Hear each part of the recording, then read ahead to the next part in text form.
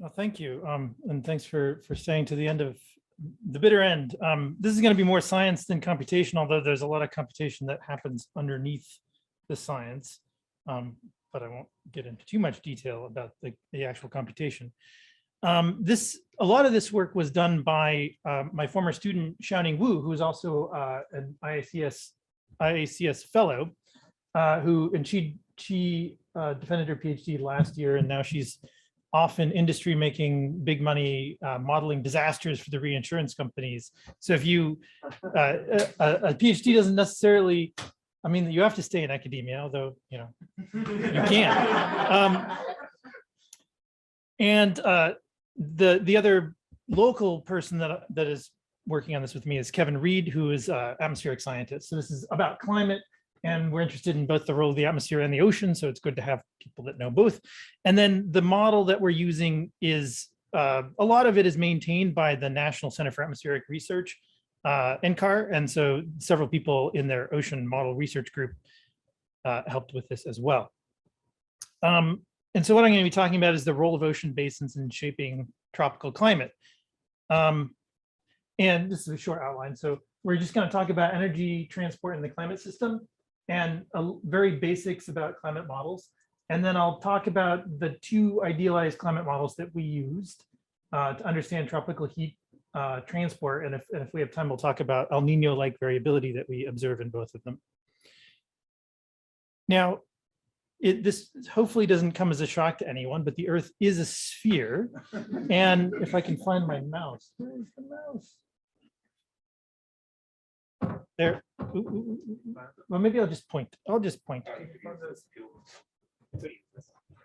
cool. Thanks. Gotta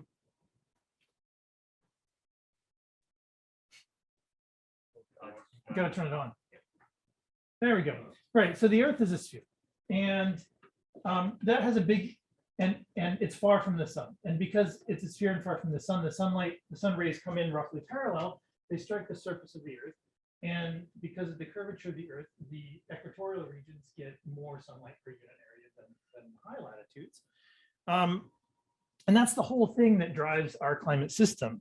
And the reason that this happens, or the reason that we have how it drives the climate system, is the sunlight comes in, and this blue curve here shows the distribution of incoming radiation. And the stuff that's reflected off by clouds and white stuff is taken out of this, and it's averaged over many years. But this is from data. And so the light comes in that heats up the surface. The surface begins radiating infrared light. And if there were no ocean or atmosphere, they would heat up until it was radiating the same amount of energy as it was receiving. And so the blue curve and the red curve, which is the actual output of the planet, would line up. They don't. And the reason, and so what ends up happening is that the equatorial regions are much cooler than they would be if there wasn't something going on. And that something going on is the Earth has an ocean and an atmosphere which move heat around. Without them, the tropics would be a lot warmer and the poles would be a lot colder. But because we do have an atmosphere and an ocean that move heat around, they transport some of the extra heat that's coming in at the equatorial regions out to the polar regions. And so there's a surplus of energy, more energy coming into the equatorial region than is leaving through radiation. And there's less sunlight coming into the higher latitudes than is leaving via radiation. You can work out exactly how much needs to go from place to place. It turns out that the surplus we get in is about 12 petawatts. A petawatt is 10 to the 15 watts, which is about 50 times the global energy consumption, not just electricity, but all forms of energy, by humans at least. And then more or less equal amounts of it get transported out of the tropics into the higher latitudes. And this keeps the poles warm, and it keeps the equatorial region cool. So I realize that every field's got a lot of nomenclature. What this is what we're going to be talking about is meridional heat transport. Meridional just means north-south, so north-south heat transport. Now, what does that heat transport look like? Well, if you just take this the difference between the incoming radiation and the outgoing radiation, you get the imbalance at each location. If you integrate that imbalance, you can figure out how much heat has to be transported north or south. And so this black curve is that total heat transport north or south. And the way that this is designed is that we have the scale here, it goes up to 6 petawatts. This is latitude. So here's the equator at 0. And then positive values mean northward heat transport. Negative values mean southward heat transport. So we have heat transport north in the northern hemisphere and south in the southern hemisphere. That makes sense. Now, what's it being transported by? Well, by the ocean, the atmosphere. How much by each? Well, the red curve is the atmospheric heat transport. And what you do see is that away from the deep tropics, the atmosphere does the bulk of the heat transport. But when we get into the tropics, it's a different story. The ocean actually transports more heat than, and this is in the deep tropics at least, than the atmosphere. And then it has these funny shapes as you go to higher latitude. It's not just this nice smooth curve. And then there's other interesting things that we're not going to get into, in that the atmosphere actually has a net heat transport southward across the equator, and the ocean has a net heat transport northward across the equator. So if you start staring at this in great detail, you can get well, you can spend a lot of time thinking about things that we won't get into. One thing that we will talk about is why there are these little kinks here, and we'll talk about that a lot later. But one of the concepts that is important to get out of this is that this black curve seems to be more or less fixed by properties of the Earth and the amount of radiation we get in, and the shape of the planet and the albedo. And the distribution of these two is such that if one of them changes, usually if the ocean heat transport changes, the atmosphere compensates, and vice versa. So that's useful to keep in mind. Now, that's north-south heat transport, and we've divided between the atmosphere and the ocean. Well, most of the heat actually goes into the atmosphere, and then from the atmosphere, it moves into the ocean. And this is a map of where the heat is getting into the ocean. It's actually where the heat is getting into the atmosphere, but I'm an oceanographer, so you reverse it. Blue means you're heating the ocean. Red means you're cooling the ocean or heating the atmosphere. And so most of the heat gets into the ocean in the tropics. You can see here. And there's a little bit down here in the Southern Ocean. That's another interesting story we won't get into. Most of it leaves in the western parts of the ocean basins. You see these big blobs here in the mid-latitudes. And then there's some that leave at very high latitudes. And again, I could teach a couple courses on, and I do, on why these particular locations are important. But what we're going to focus on in this talk is why most of the heat gets not necessarily in the tropics. That seems kind of obvious, right? Because the tropics are where most of the sun is. Everything's very warm. Most of the heat actually gets in the western. Sorry, this should be the eastern tropical Pacific. This is the east side of the tropics. Most of the heat actually gets into the eastern tropical Pacific, and rather than is distributed uniformly. So in this talk, I'm going to explore a couple questions related to just looking at how heat is transported in the climate system. So one is, why does the ocean dominate heat transport near the equator, but the atmosphere dominates heat transport away from the equator? And then the other one is why do we have these little kinks in the heat transport? Why does most of the heat get into the Eastern Pacific? I got it right there. And then this sort of, you start asking questions like this, and you start asking even bigger questions. So like, well, what if we played with the size of the Pacific? What if we just made the whole world the Pacific and just got rid of all the continents? What happens? You can't do experiments like that on the real world, and we don't have enough data from exoplanets to determine if any of them have oceans. So what we got to do is we use climate models to do hypothesis testing, which is a bit of a different mode of operation for how most people interact with climate models. Most people interact with climate models to try to forecast what is going to happen, how warm the world is going to get. And so rather than hypothesis testing. So it's kind of a different way of using things. I might as well introduce what is a climate model itself. I mean, most of you probably have an idea. You hear about climate models in the news. Some of you may even use them. The funny thing is that a climate model isn't a model. It's actually a collection of models that talk to each other through a coupler. And so this is an example of the climate modeling system that I use. They even call it a model, but it's not. The Community Earth System model. And what you have is you have a coupler sitting in the middle. And what it does is it talks to all these other components. So you have an ocean model, an atmospheric model, a sea ice model, ice sheet model, ocean wave model, land model. You may have models for biology and chemistry in there. And they all talk to this coupler. And then the coupler says, okay, well, you know, if the atmosphere needs to know how warm the ocean is. So it says, coupler, how warm is the ocean? Coupler asks the ocean model. It's this warm. Okay, give that to the atmosphere, that sort of thing. And one of the interesting things about the way the climate models are developed is that there's very few climate models that are just developed by a climate model development group. They're developed by lots of groups all around the country, sometimes by different agencies. So for example, in this model, the sea ice model is developed by the Department of Energy. The ocean model is developed by NOAA, the National Atmospheric and Oceanic Administration, Oceanic Atmospheric. And then CAM here is developed by the National Science Foundation. So they're not even in the same branch as the government. And they get stuck together with this coupler. You can switch things in or out. And they usually begin as standalone models. So for instance, I use the ocean component in my research just by itself, which is why, you know, one of the reasons I got into this, because I already knew something about the ocean model.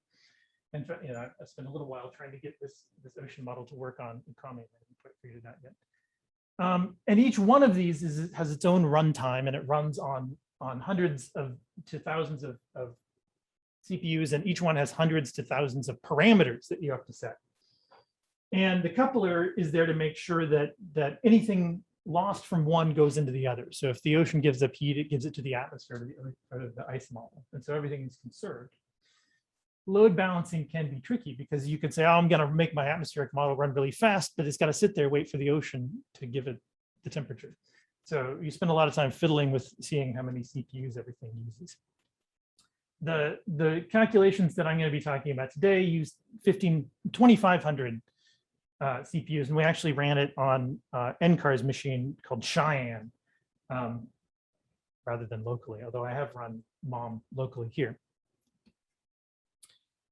Now, one of the things that distinguishes the hypothesis testing sort of thing that I'm interested in from the way that most climate models are configured is based on tuning. So you put together a new, or based around this concept of tuning, you put together a new ocean model or a new climate model, and you say, well, does it work? And well, how do you know? Well, what you do is you run a 20th century thing where you try to reproduce the climate of the 20th century, which we think we know, and you compare it, and you find that it usually doesn't. And so you go in, so you do this historical run compared to observation, say, oh, are they close? Usually no. So you adjust some parameters, and it's more than just going in and be like, oh, I'm going to change this thing, I'm going to change this thing. There's been a long sequence of techniques developed, expertise developed that determine which ones you should choose, but you keep iterating on this until you kind of converge to where you want. And the downside to that, I mean, the upside to that is usually you get something that works, or at least it reproduces the climate acceptably. But because there are so many interacting parts and so many things that are being adjusted, all you know is you're moving in the right direction, but you don't necessarily know exactly what it is that made the thing actually work. It's hard to tell which factors are actually most critical for determining Earth's climate. And so the sort of things that we do is well, I'll get into that in a second. We don't try and reproduce the Earth's climate in the sense that we don't try to reproduce like, we want to simulate the 70s. We say, okay, let's cover the world in an ocean and an atmosphere, turn on the sun and see what happens. And then you say, well, it does this. is that right? Well, you can't just say, well, we'll compare it to the planet that looks like this. You have to actually pull apart all the dynamics and see, well, does this actually make sense from a physical and thermodynamic standpoint?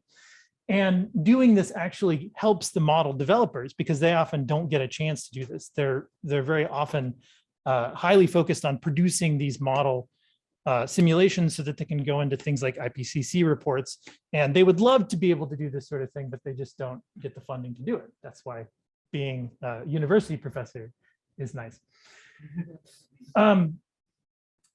So this is a very nice graphic that Xiaoning, the former ICS fellow, put together to sort of illustrate the role that we're trying to play in climate modeling with an analogy to how medicine works. So medicine is ultimately interested in how people work and how to make them work better.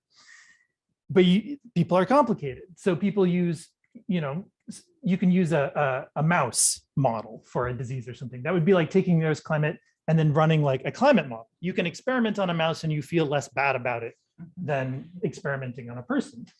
However, mice are very complex animals too. If you want to really understand the system, if you want to figure out how cells like really divide or how inheritance works, you need to even simplify further. And so, biologists have settled on the fruit fly, not because it's exactly like mice or people, but because it's a simple system to work with. And so that's where we're sitting. We're sort of sitting in the case where we have got the simplest thing that we can have that still does what we want it to do. Now, we're not the only people to have done this, although we're the only people to have done it in the particular way that we're doing it, obviously. But this kind of idea of just building planets really took off in the aughts with a group based out of MIT, and particularly with this paper by Anderton and Marshall. And they built their own climate. There was one of the few things where they built their own climate model in-house without just taking the parts from everything else. And but because they were building it themselves, and had limited resources, it was very low resolution, very highly simplified physics. It was a super duper toy model. And then they went on to develop it further, but they developed two configurations that are going to be very similar to the ones that I'm going to be talking about. They have one called Aqua, and this is just the grid, but it also shows where the continents are. And on Aqua, there are none. And then on Ridge, it's exactly the same, except you put a little ridge through the ocean connecting the pole to pole. And what they find is that this configuration gives you a very cold climate with sea ice going down to about 60 degrees north and south. And this gives you a very warm climate. And we'll talk a little bit about why that is in just a second. But the main reason I'm introducing these is both because I don't want to give the impression that I invented this whole field myself, but also because they provided a neat explanation for one of the questions that I asked. Yes. Yes, so it is exact. So in this one, the ocean is 4 kilometers deep and it has a flat bottom, and it's just the Earth with 4 kilometers of water on top of it. In the Ridge one, you basically, okay, so you put a continent in the way that extends from the bottom to the surface. Well, what shape should it be? Well, really what they're interested in, and also what I'm interested in, is what kind of changes do you get when you make it so the ocean can't flow all the way around the planet? Which the atmosphere can all the time, unless we put a really big wall. But in this case, and in the real world, the ocean can't flow all the way around the planet most places. And so the simplest thing is just to occupy one of the grid cells with land from pole to pole, and that cuts off the zonal connection. Zonal meaning east-west. These provide a nice explanation for one of the questions that I asked in the beginning, which is why does the ocean dominate heat transport in the tropics? And it has to do with these things called Hadley cells. You probably well, first I need to explain that. So this is the ocean. Latitude is here and depth is here, or maybe it was 2 kilometers of water, I guess. And then here is the atmosphere. This is latitude. And then instead of height, typically atmospheric scientists use pressure coordinates instead of height coordinates, because that gives you the same amount of mass in every, there's the same amount of mass in this layer as in this layer as in that layer. Whereas if you just use height, it would just keep going up, but there'd be very little mass in the couple of upper things. And so what you need to know is that pressure decreases by a factor of about 3 every 8 kilometers. So 750 millibars or hectopascals is about 2.5 kilometers. This is 6 kilometers. This is 12 kilometers. So in the atmosphere, and this is, you can generate a similar plot using data, although not for this one, but for the atmosphere, although it will be messier. We have these things called Hadley cells, which are circulations near the tropics where you have air that rises over, you have warm water at the equator.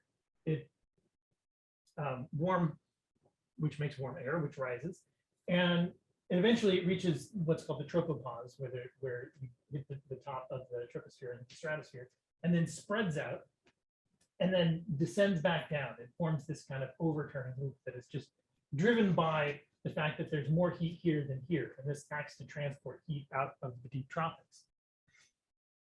Well, because this thing, and the way to interpret this is the stream function, and so the flow is along these lines, and it goes clockwise around positive values, and negative values are dashed. So there's this cell that goes around and around like this. And then there's this mid-latitude cell that I'm not going to talk about. It goes around the other way. But because this is wind, and when the wind is on the surface, it's blowing on the ocean. So it actually creates a circulation in the ocean of essentially the same magnitude. It has roughly the same mass transport. And so you say, okay, well, what is this thing doing? Well, it's transporting warm air from the tropics, and then it's bringing cold air from higher latitude back down. This is transporting warm water from the tropics. It's bringing cold water back. So it's transporting heat, and the amount of heat that is transported depends on how fast it's going around and the difference between the temperature of the outflow and the inflow. If you're putting out air that's really, really hot and bringing in air that's really, really cold, that's a big heat flux. Well, it turns out that in the tropics, these two cells have the same mass transport, but water has a much higher heat capacity than air. And the tropical atmosphere is very poorly stratified because it's convecting. You've got, you heat the bottom of it and you just get these big cumulus clouds that boil up. And so the temperature is very, very more or less uniform, not quite uniform, but it falls up very slowly in the tropics. Whereas in the ocean, you're heating it from the top.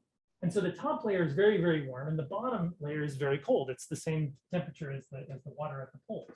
So the temperature contrast between the outflow and the inflow is much, much higher than it is in the atmosphere. And so that's why the ocean transports more heat in the tropics than the atmosphere does. Once you get out of the tropics, it turns out that it's, instead of transporting it through these overturning cells, it's more efficient in the atmosphere to transport heat via storms, which have analogs in the ocean, but the storms in the atmosphere are like 1,000 kilometers wide, and the eddies in the ocean are tens to hundreds of kilometers wide. And so the heat transport by the storms is vastly more efficient than the ocean. And so that's why away from the tropics, the ocean transports more heat, or the atmosphere transports more heat. And this is the heat transport in reality, in observed, with the solid black being the total heat transport, the dashed lines being the atmosphere, and the thin gray line being the ocean. And this is what the heat transport looks like in this aquaplanet case. It's called an aquaplanet because it's just covered entirely by water. And you can see that there are certain things that are different, but this partition in the tropics is pretty similar. One thing that you don't have are these little kinks, and we'll get into that in a little while. And so that was, that's a nice, simple explanation, but does it work in other models with more accurate physics? And that's one of the questions that we want to ask. So what we wanted to do, instead of building our own climate model and having to put in all the little bits and starting with a very simple thing, we wanted to take something that is an IPCC class climate model, one that they would use to forecast the temperature to 2100 or something like that, and then start taking bits out. It's more of a reductionist than a constructionist approach. So we just took the standard atmospheric configuration, but idealized the land and the ocean. And we pulled out a few of the components. We don't have a wave model. We don't have an ice sheet model, but we use this CESM community Earth system model setup as our framework. And then when we do have land, we just set it to wetland. If you ever do climate modeling, land modeling is just a nightmare. So we just set it to wetland everywhere. And this is really we're really the only people that are doing this with an IPCC class climate model. And maybe it's foolish because it is a very complicated model, but it's very interesting too. And so we have three experiments. We have Earth, which is the real Earth. This is just observations. And then we have our two setups. We have Aqua, which is just covered with water, except we actually have two little polar caps that are needed for the ocean grid because the meridians converge at the poles and you have to do funny things. And so we didn't want to do funny things. We just put land there. And then we have Ridge, which is the same, but we connect the ocean, or we connect the two poles. So this one can have water flow all the way around, this one can't. And in both cases, there's no mountains or anything, so the atmosphere can flow all the way around. And what we're seeing here is the seasonal cycle. So we have a constant year, repeating year. Yes. Does Ridge go all the way around the planet? It's just one of them. So if you looked at the other side, it wouldn't quite look like that because of the effect of the ridge itself, but you wouldn't have land on that side. And so what you're seeing is the annual cycle of the sea surface temperature. And, and so in winter, obviously the northern hemisphere is cooler, the southern hemisphere is warmer, and then it bops back and forth. And then we have this interesting cold belt near the equator, which we'll get into in a second. And if we look at ridge, we already see some interesting differences. First of all, the western side of this ridge is much, much warmer than the eastern side, which is also something that happens in real life too. And then we have this periodically appearing cold patch here that gets connected to either the southern hemisphere, the northern hemisphere, depending on the season. We also see that in Earth. We have this cold patch here, it's called the East Pacific Cold Tongue, and it gets connected to South America in the southern hemisphere winter, but it doesn't do the same thing in the northern hemisphere because there's this asymmetry that we don't have. We have a perfect north-south symmetry. Is that rhythm going up and down? Is that annual? Yeah, that's the annual cycle. So northern summer, southern summer, northern summer, southern summer. And it's supposed to be synchronized between the three, but I don't know if it really is. Might be getting out of sync after a while. I'm going to briefly say, so one of the differences between our model and the Marshall Group ones that I talked about is that we don't have a flat bottom. And that's because of basically people have come to realize that if you have an ocean that goes all the way around the planet, you can't balance the momentum put into the ocean by the wind unless you really crank up the friction on the bottom to some ungodly amount. And we didn't want to do that.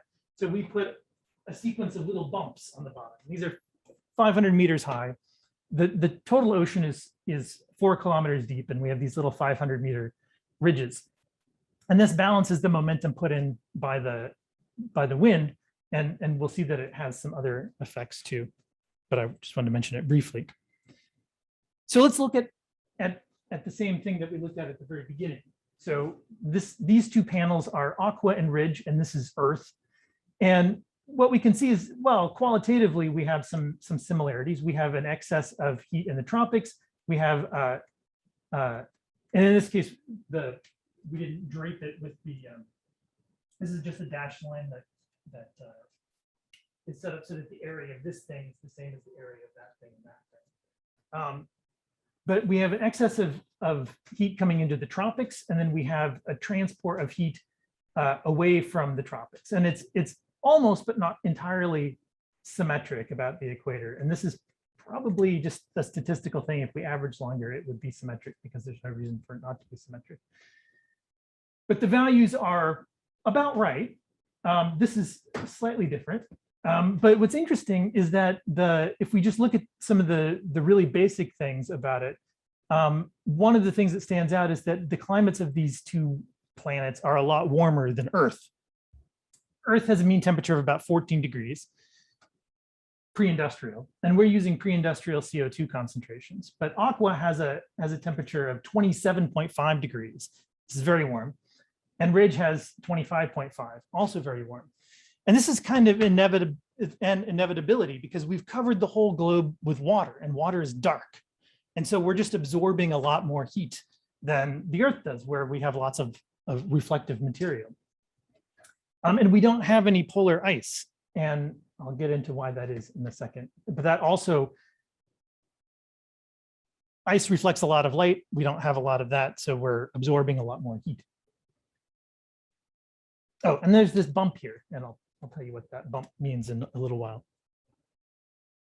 Now, if we look at the heat transport, so this is going back again to one of the first slides I showed. This is the heat transport observed from Earth. And so we have these little kinks here. And then this is the heat transport by Aqua, and this is the heat transport by Ridge. And one of the things that is weird here is that if we look at Ridge, it looks very different. Or if we look at Aqua, it looks very different from this, and it looks different from the previous model too. We have this reversed heat transport in the atmosphere. So here the atmosphere is transporting heat towards the equator rather than away from the equator. And the ocean has really ramped up its heat transport to compensate. So not only is the ocean transporting more heat than the atmosphere, it's transporting it in the completely opposite direction. We'll see why that happens in just a second too, and why we think it's actually correct. And then if we go to Ridge, that mostly goes away. And then we have these little kinks at higher latitude.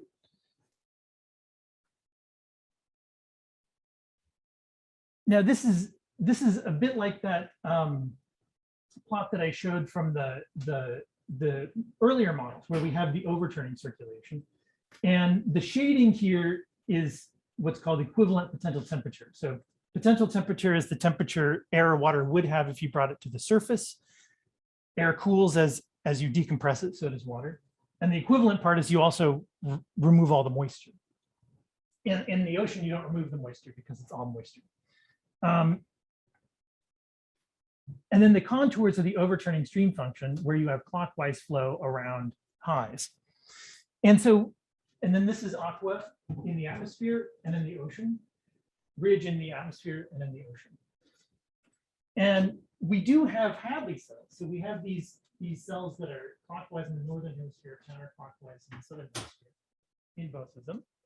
But we also have this thing sandwiched in the middle that is going the opposite direction. It's got sinking motion over the equator and rising motion sort of at 10 degrees away from the equator. So that's kind of a new feature. There's a little shadow of it here, but it's mostly wiped out. In this, I'm not going to talk very much about the deep ocean, but I want to show the strong difference putting that barrier in the ocean makes for the circulation. So this is where the water can flow all the way around the globe. The temperature, this is down to 4 kilometers, and so the temperature structure reaches very deep. There's a change in scale here, so this is really just 2 kilometers. The temperature structure gets very, very deep, and then the overturning circulation kind of spans the whole water column and the whole hemisphere. But one thing to note, though, is that the water, even at relatively shallow depths, right under the equator, is very cold, which is due to tropical upwelling, which I have a slide for in a second. Now, if we look at the same thing, everything is the same between these two models, except that there's this land in the Ridge case. Now the temperature structure is restricted to the top, say, half kilometer in what's called the thermocline. And there's this shallow overturning circulation, which is driven by the wind. And then these deeper overturning circulations are driven by diffusion. And it's another one of these things that, like, we have whole planets here, so I could talk forever about each one of them, but we'll just concentrate on the tropics. I'm going to briefly show you what the surface circulation looks like and then go back and tell you why we have this reverse Hadley cell. Actually, this isn't the surface. This is not the surface circulation. We'll get to the surface circulation. This is the zonal wind. So the east-west wind averaged around the globe as a function of latitude and height. And so these things here are jet streams, and they're similar to Earth's jet streams. We also have, and so this is the ridge, aqua. This is the atmosphere, the ocean. And so and then in both of them, it's east-west current, and blue is eastward. So actually into the board, and orange is westward, so out of the board. Or sorry, it's the other way around. These are westerlies, so they're from the west, out of the board. And these are easterlies into the board. It's a problem in oceanography. We have eastward and westward. In atmospheric science, there's westerlies and easterlies. They mean opposite things. So one thing to note is that we have easterlies at the surface in the tropics. So that's wind that is blowing from the east to the west, and that's true on Earth as well. And then if we look at the ocean circulation, in the case where we don't have any continents, the circulation in the ocean is similar to the circulation in the atmosphere, in the sense that where there are surface easterlies, the currents are also easterly and very strong. And then where we have westerlies at high latitudes, the surface of the currents are in a similar direction. Whereas when we have a continent or a ridge, the currents are now much more complex. They're much shallower. The reason they're shallower is because you have a ridge here, you can balance the pressure gradient up against the continent in the ocean. Whereas here, you can't have a net east or west pressure gradient because you just go around the planet. So in this case, the ocean is a lot more like the atmosphere. In this case, the ocean is a lot more like the ocean. Now, why do we have a reverse Hadley cell in the aqua case? Well, this is this is just the total surface temperature here. And this is longitude and latitude. And the ridge in the ridge case is this thing. So in the tropics, we have easterlies. So the wind blows from the east, so it blows this way. And that has two effects, and in these simulations and in general in the world. First off, right at the equator, the wind just blows the water downwind. So it blows the water to the east. Now on aqua, that doesn't do anything because you just blow it to the east, it comes back around, it just goes round and round and round, which is why we have these strong currents. Away from the equator, the Coriolis force takes over. And so things bend to the right in the northern hemisphere and they bend to the south in the southern hemisphere. So you have what's called equatorial upwelling. The wind is pushing, so the wind is blowing this way, but it's pushing the water northward on the north side of the equator and southward on the south side of the equator. And so this as you pull water away from the equator, you don't run out of water on the equator, you drag water up from depth.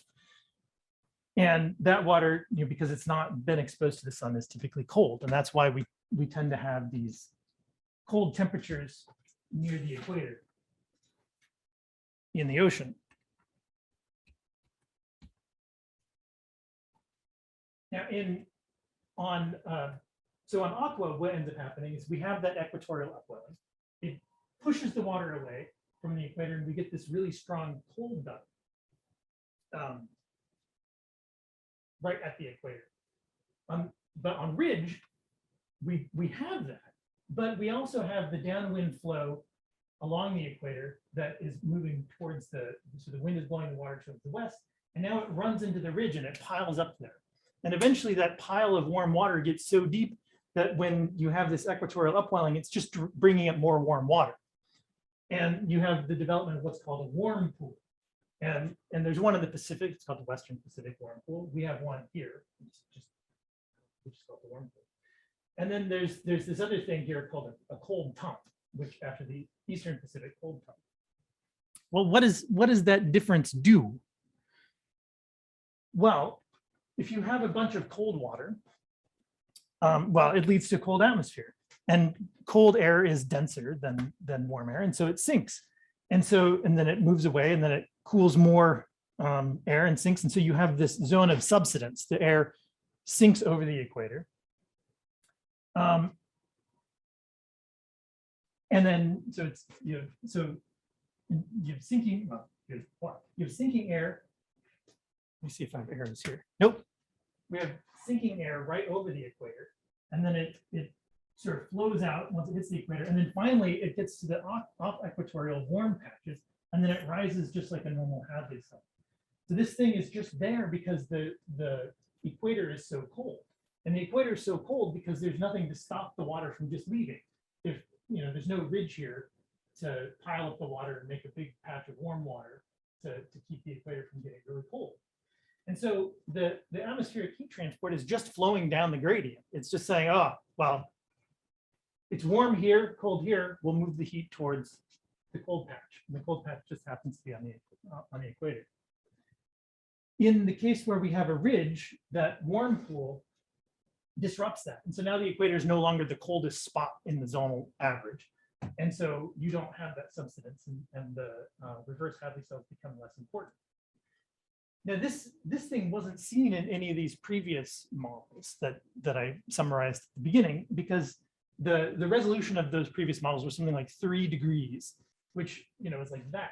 And so you just smear out any of these features.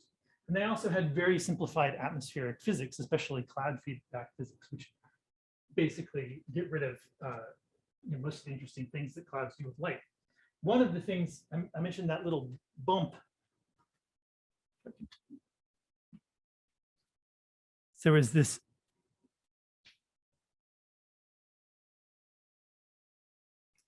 bump,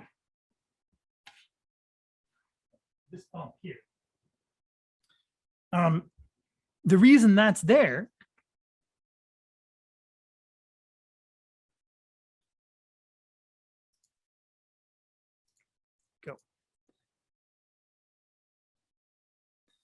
So this is subsiding air, so it's sinking.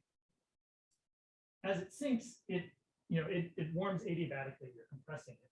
And so, if it started to appear with a little bit of moisture in here, a certain relative humidity, it warms as it goes down. It hasn't gained moisture, but it's gained warmth. And so the relative humidity goes down. And so this column of sinking air doesn't have any clouds in it. And so it allows the sun just to shine straight down onto the equator. And so you get a lot of heat put in here that is just balanced by the water pulling the heat away. Whereas on Earth, you have the opposite thing happening. You have a lot of clouds right over the equator. And so you don't get a lot of heating right on the equator. So that's another place where the cloud feedbacks become important. Now, if we look at the horizontal surface circulation, so this is again, probably could have put arrows here, but it's not traditional. What this is showing is surface air pressure. And if you're used to looking at weather maps, you know that this is an important thing to show because the flow follows contours of surface pressure. It's called geostrophic balance. And so in this case, for ridge, for instance, and it flows with the high pressure on the right in the northern hemisphere. And this is because of the Coriolis force. So the flow in aqua is just this way, pretty much from 30 to 30, and then the opposite direction to the north. And then the flow in the ocean is basically the same. And then what's shown down here is the stream function. Again, this is the water flows along contours of the stream function and with clockwise around highs. So that is the circulation in aqua. Now, if we look at the case where we have a ridge, well, first of all, the ocean looks very different, right? Which you might expect.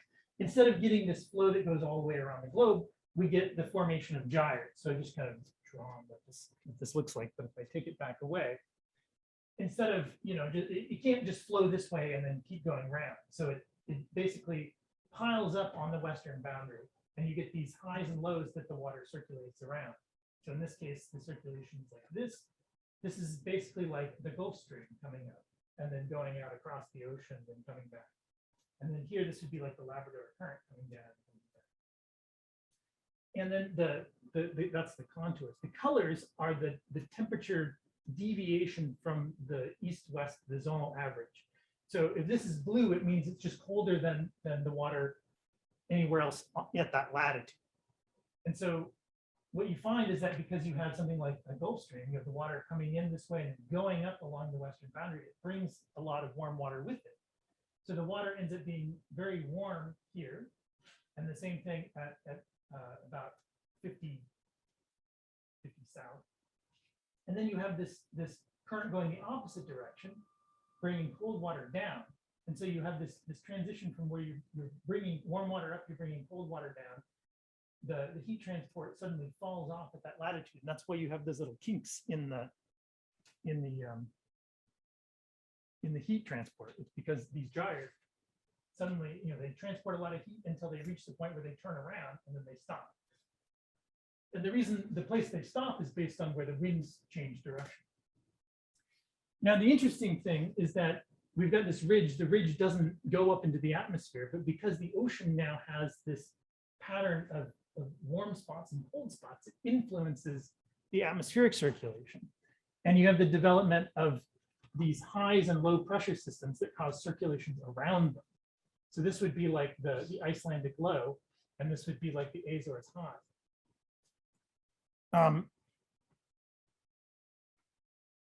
you can't really see it. So one thing to note is that these lines are not quite straight, right? And if you looked very carefully, if it's watched on the screen, you'd see these little red and blue speckles here, which means that the temperature here is not uniform. It doesn't go the same all the way around the globe. And the reason for that is because of those little wavy bits on the bottom. There's a phenomenon in oceanography called topographic steering, which says that when the stratification is very weak, the whole water column feels the bottom. And so and you see this up in the Nordic seas, for instance, you get water just changing direction because it went over a ridge that was 2 kilometers deep. It's doing that here. It's basically conserved angular momentum. And so as the water is going, it's flowing in a way that is trying to get around these bumps. And what that does is it actually transports heat with it. And having these bumps there allows the ocean to transport heat towards the poles, which is why we don't get those massive ice caps that the previous models did. Because those models, they had a flat bottom, so the flow was absolutely straight. And so there was no transport of heat north or south by the ocean. It just was steady. And once you got to high latitudes, there's transport by the ocean at low latitudes. So just having these wiggles on the bottom has this big, profound impact on the mean climate state. So this is one of the very surprising things. It's just like, oh, we want to add these little bumps. What does that do? Well, it changes you from being in an ice age to being in a hothouse.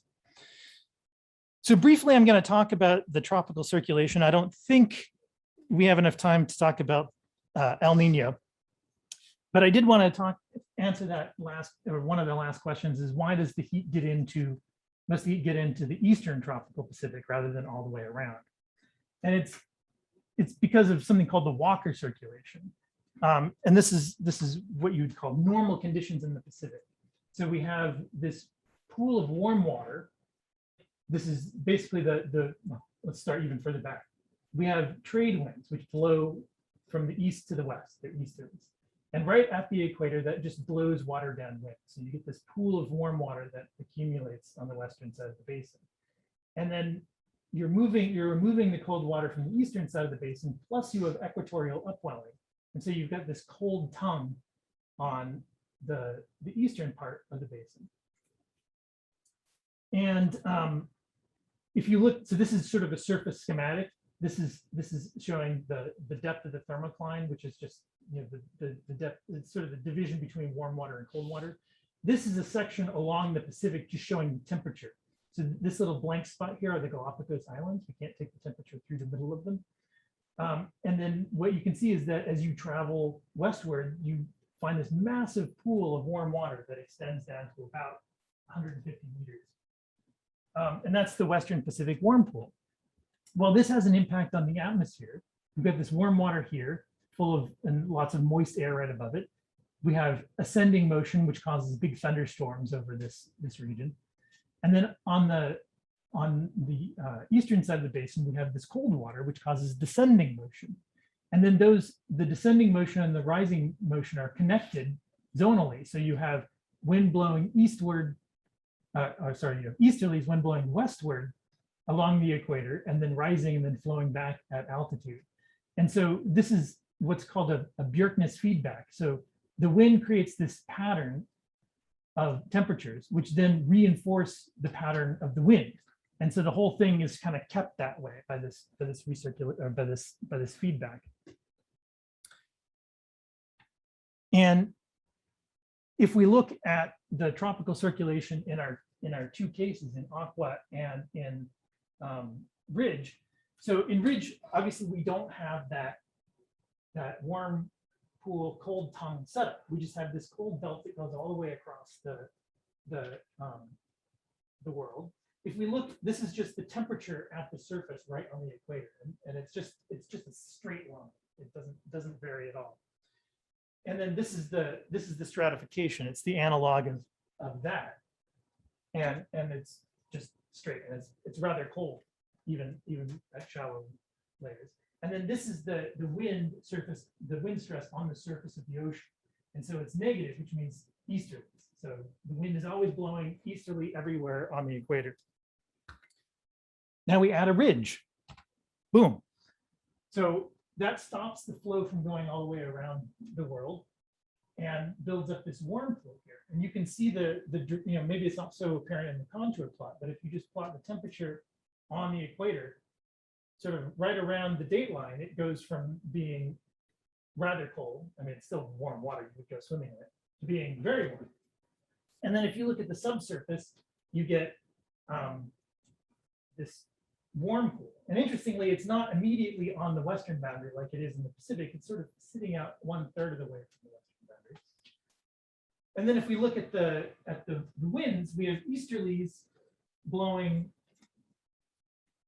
wind, blowing water downwind to the warm pool to about 120 east. And then we have westerlies. And what I didn't mention in the previous one is this is the relative humidity and color, and then the wind circulation. And so in the previous case, we just have subsidence right on the equator. We have descending motion.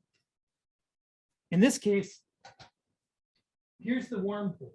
We have rising motion, and then it actually, instead of connecting up this way, it connects up by flowing this way across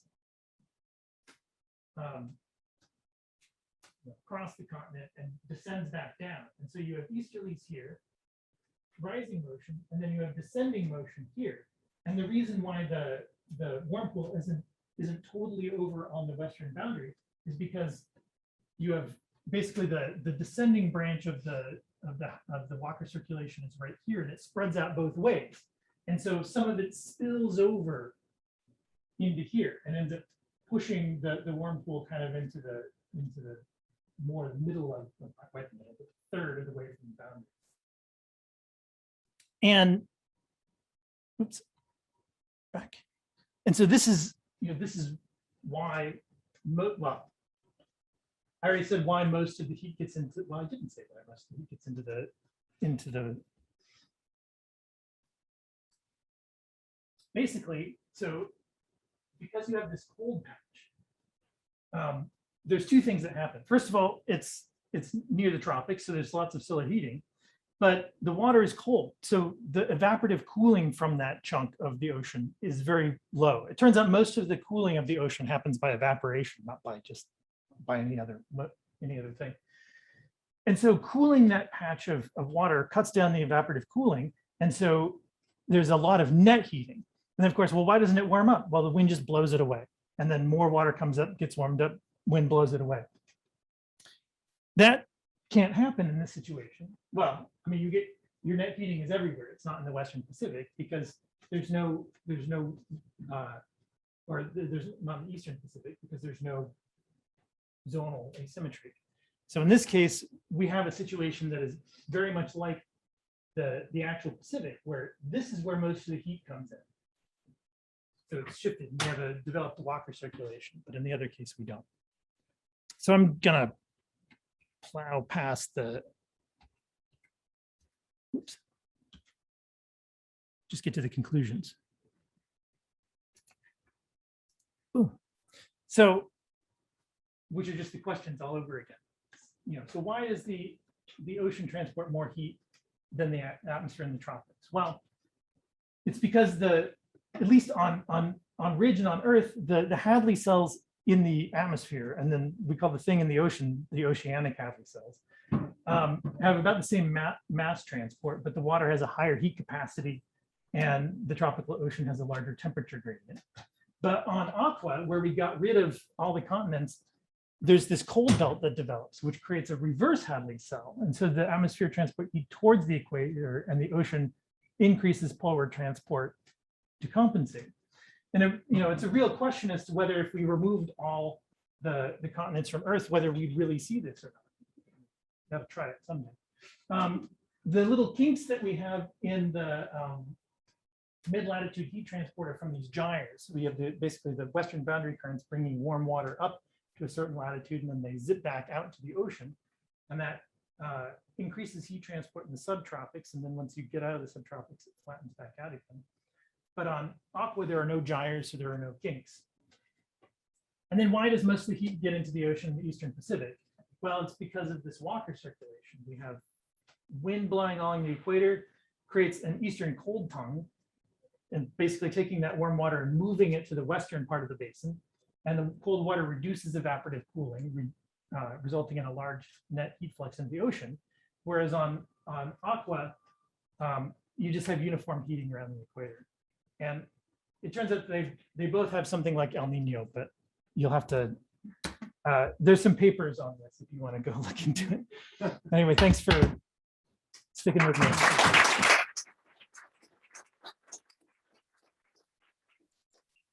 Questions? I couldn't remember which direction it was, but you talked about the effect of the little bumps on the bottom. Yeah. In terms of pulling heat into the ocean or the other way. I can't remember whether bumps were cooling. Oh, what the bumps do is they just move.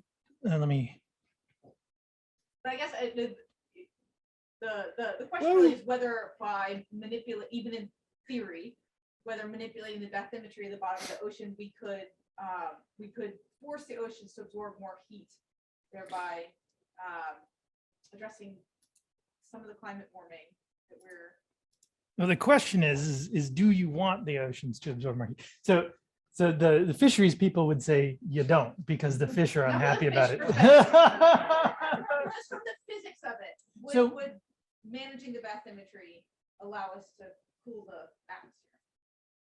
Yes, in the sense, and in fact, most of the heat that is being stored long term in the ocean. So most of the heat gets in the tropical Pacific, but it gets back out pretty close.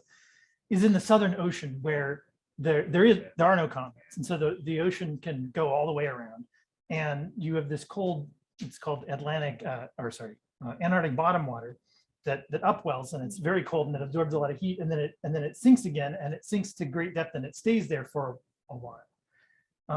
And then the real question is how long is that going to keep up? But there's a lot of deep ocean. Once you get below 1 kilometer, most of the ocean's about 4 degrees. There's a lot you could warm up there. And if you made more of the globe like the Southern Ocean,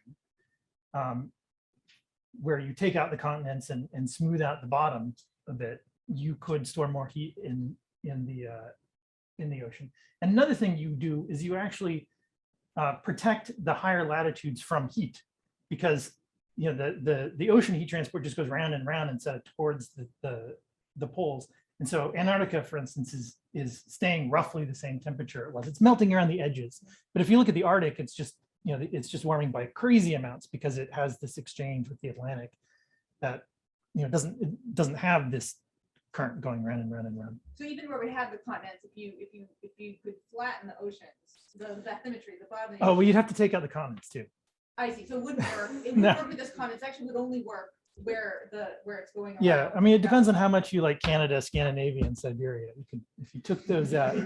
So it would only work if you then remove the bathymetry under the Southern Ocean, like between 40 and 60 south is kind of what you're saying. Yeah, well, so right now there's still a lot of heat being but if you smooth that out even more, you could get less heat transported towards Antarctica. So you could keep Antarctica colder longer, essentially. It wouldn't pull more heat out of the atmosphere. That is a question. I don't know what the sign of that would be. So in this case, like it's like in this case, for instance, it's whether the heat is getting, well, it depends. Okay, so when you're moving this water up, it's not really, I mean, I guess it is playing a little with the air of the atmosphere. What it's really doing is that it's keeping the water warm enough so that ice doesn't form. And then, but if ice formed, it's very white, and so it reflects a lot of light. So what would happen if you got rid of these things and allowed ice to form is you just change the amount of heat coming in entirely by bouncing it back into space. Which would be good from a climate. Yeah. So if we made the planet, if we dusted the planet with talcum powder or something like that, it would. Or do what Stephen Chu always said, paint your roof white. Yeah, I mean, you'd have to do it a lot, but it wouldn't hurt. Yeah. So the bumps on the bottom, do you know how much it changes like the results of your bond? Do you make it like that symmetrical, or if you change the delta types? Like, does it affect it a lot, or just like? So there's many more experiments that we need to do. We did initially start out with one that was not symmetric. We just did it randomly.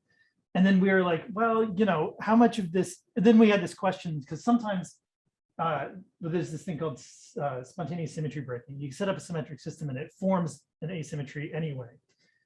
And we weren't sure whether the system was doing that or if it was because of the asymmetry of the bottom. So then we symmetrized the bottom, and then the whole thing symmetrized. And we're like, okay, maybe it's because of the bottom. So we didn't look really hard into what it was really doing. We just were kind of curious as to why one hemisphere was slightly warmer than the other. And it was because of the asymmetric bottom topography. But yeah, we actually made it symmetric for a purpose. Are those actually in steady state relations that you like simulate 1 year and then take the average? They're in some of these things, and like we'd love to be able to run these to even a more steady state, but they've run for hundreds of years. And then these are like long-term averages. I think these are like 100-year averages here. And then, as time goes on, because you turn on the sun, obviously things change a lot really fast, and then they slowly settle down. And then our criterion was, we looked at how fast the temperature was drifting, and then said, well, if it's a lot less than how fast the Earth's temperature is drifting, then we'll call it good. And that was mainly because we're interested in tropical circulation at the time, which is less sensitive to that. But yeah, we're like looking at this and like, oh, our heat balance is off by this much. And like, well, how much is it off because of global warming? Like, oh, well, a lot more. It's like, okay, we're fine. Yeah, but it's reasonably steady, but with these sort of things, more running it for longer would be better. So basic question, where does temperature data collect from? Only the Pacific Ocean or they are global average? For which? For the temperature transportation to this country. Like so this, I mean, this is all simulation stuff. Yeah, maybe on the first slide, and you have yeah, this like something like this. So the way that this works is this curve here is measured by satellites, because you can measure how much light is coming in and how much light is going out in each wave band. And then the atmospheric curve is based on atmospheric reanalyses. But basically what they do is, every day they run thousands of weather forecast models. They accumulate all that data and they go back and say, well, we got the wrong forecast. What would we need to do to make the forecast right? They do that for the entire planet for 40 years, and they get their best estimate of what the atmosphere is doing. And then from that, they know how much heat goes in and out of the atmosphere into the ocean to make the atmosphere right. and then they use that to work out how much heat is being transported in I see. the ocean. The reason why you can use that rich model is that because I see I guess the reason why you can use that rich model is there's American continent just between the Pacific and Atlantic Ocean. Is that Well, I mean, there's also, well, it's interesting. So there's nothing quite like the ridge continent on Earth now, because there's still that gap between Antarctica and the southern tip of South America, Tierra del Fuego. A couple tens of millions of years ago, there wasn't, and it was connected. And Antarctica was a lot warmer than it is now. And you didn't have the ice ages that we have now. So it's sort of, it's like this, the state of the Earth in the not super deep past, but deepish past. It turns out that if you just make it so that the thing doesn't go all the way to the other pole, you leave a little gap there, then you can cool down the southern polar ocean a lot.